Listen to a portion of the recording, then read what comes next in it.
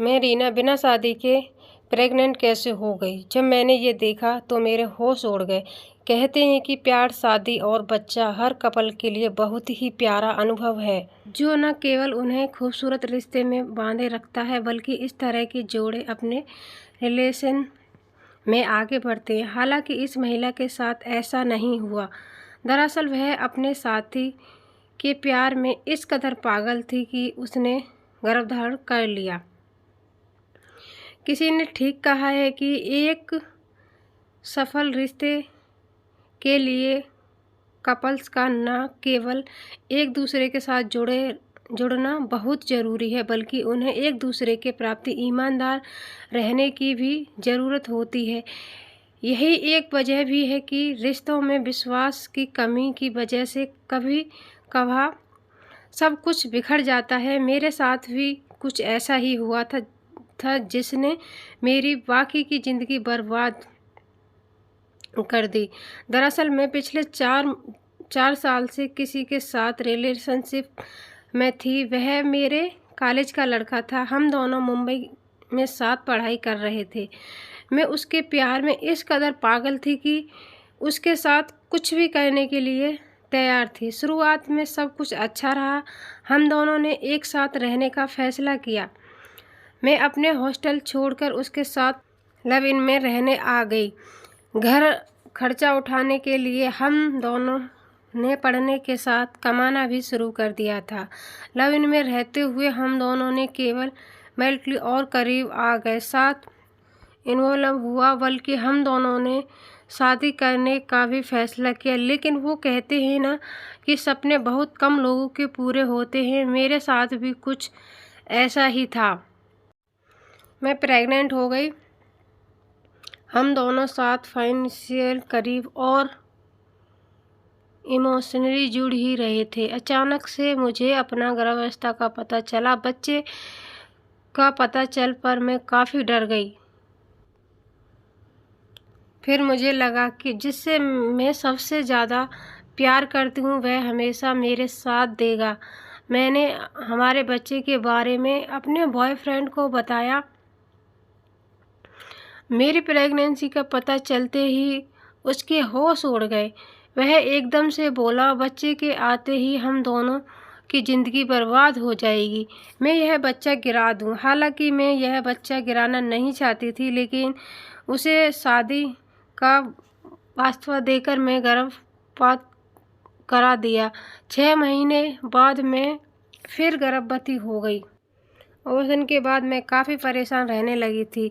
मेरे मन में न केवल आत्महत्या के ख्याल आते थे, बल्कि तनाव भी मेरी ज़िंदगी का एक हिस्सा बन गया था। हालांकि इस दौरान मैंने अपने पार्टनर से शादी करने के लिए बोला, लेकिन उसने साफ इनकार कर दिया। उसने कहा कि वह अभी मुझसे शादी नहीं करना चाहता। यही एक वजह भी है कि मैं अपने घर में मेरे लिए बात नहीं कर रहा था। इस बात को 6 महीने बीत गए। इस बीच में एक बार फिर मैं अपने बच्चे के साथ गर्भवती हो गई। जिसे ही मुझे अपने बच्चे का पता चला, मैं खूब रोने लगी। कोर्ट मैरिज के लिए भी नहीं राजी हुआ। मैं अपने बॉयफ्रेंड को दूसरी बार प्रेग्नेंट होने की खबर दी। इस दौरान उसके चेहरे पर हाव भाव ऐसे थे जैसे मुझसे कोई पाप हो गया। मैंने उससे कहा कि हम कोर्ट मैरिज कर लेते हैं, जिससे के लिए परिवार को अभी बताना भी ज़रूरी नहीं। लेकिन वो गुस्से में चिल्लाने लगा। उसने कहा कि वह आजकल में हमारे बारे में अपने घर पर बात करेगा, जिसके बाद वह मुझसे शादी करेगा। इस बात के 4-5 दिन बीत गए। मैं उसके जवाब का इंतज़ार करती रही कि अचानक से मैंने उसका फ़ोन चेक करना शुरू कर दिया। इस दौरान मुझे एक लड़की का रोमांटिक मैसेज मिला, जो उसमें दिल वाली इमोजी भेज रही थी। इन मैसेजों को देखते ही मेरा दम निकल गया।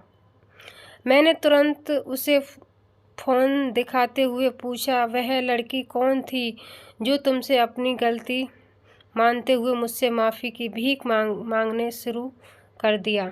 इस दौरान मैं इतना टूट गई कि मैंने उसके पिता को फ़ोन लगाकर हमारे बारे में सब कुछ बता दिया। उसके पिता ने उसे घर बुलाया। उसके बाद वह कभी वापस नहीं लौटा। उसने मुझे हर जगह से ब्लॉक कर दिया। पुलिस वालों ने पहुंचाया अस्पताल। जिस समय उसने मुझे छोड़ा था उस दौरान मैं अपनी गृहस्था में थी। एक दिन सिचुएशन ऐसी आ गई कि मैं रास्ते में चक्कर खाकर गिर पड़ी। कुछ पुलिस वालों ने मुझे अस्पताल पहुंचाया। 3 दिन तक अस्पताल में लावारिसों की तरह पड़ी रहने के बाद मुझे होश आया। जब मेरी तबीयत पहले से बेहतर हुई तो मैं अपने घर पहुंची। उस दौरान मुझे उसका मैसेज मिला। उसने कहा कि वह अपने घर वालों को मना रहा है। उसे मेरी तबीयत का पता चला। उसने इस दौरान मुझे एक दवाई भी भेजी। असल में वो एक डॉक्टर था, जिसकी वजह से मैंने एक बार फिर उस पर भरोसा कर लिया। इस तरह फिर मेरा गर्भपात हो गया। उसकी सुझाई दवाई मैंने ले ली, जो कि एक दवा थी जिसको लेते ही मेरे पेट में तेज दर्द होने लगा। जिसके बाद मुझे ऐसा हुआ कि सोचा भी नहीं था। अपने साथ यह सब होता देखकर समझ गई कि मेरा बच्चा अब नहीं रहा। मैंने उसे फ़ोन की कोशिश की तो उसने मेरा फ़ोन काटते हुए कहा कि वह मुझसे शादी नहीं कर सकता। उसके घर वाले कभी इस शादी के लिए तैयार नहीं होंगे। मैं बुरी तरह से रोने चिल्लाने लगी, लेकिन मेरी चीख सुनने वाला वहाँ कोई नहीं था। मैं बुरी तरह से टूट चुकी हूँ। अब मैं किसी से कभी प्यार नहीं कर सकती। मेरी ज़िंदगी पूरी तरह बर्बाद हो गई। तो देखिए फ्रेंड, किसी से प्यार करना तो आसान है, लेकिन उसको निभाना इतना आसान नहीं है।